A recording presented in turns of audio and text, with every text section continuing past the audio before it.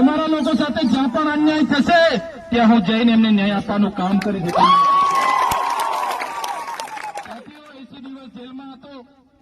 જેલની પરિસ્થિતિ તો તમને કહેવાય એવી નથી, એટલે હું વધારે ભાષણ નહીં કરું. નામદાર ગુજરાત હાઈકોર્ટનો હું આભાર જરૂર માનીશ. એમણે જે મને હુકમ કર્યો છે એને અમે સહરતાથી સ્વીકારીએ છીએ.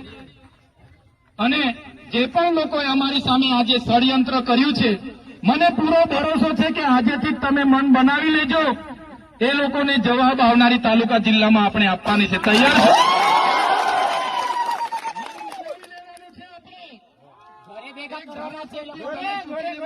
એને બોલવા નહીં દેવાનો, એને જેલમાં નાખી દેવાનો, ગમે ત્યારે પૂરી દેવાનો, આવેદનપત્ર આપવા નહીં દેવાનું, ઘરેથી નીકળવા નહીં દેવાનો.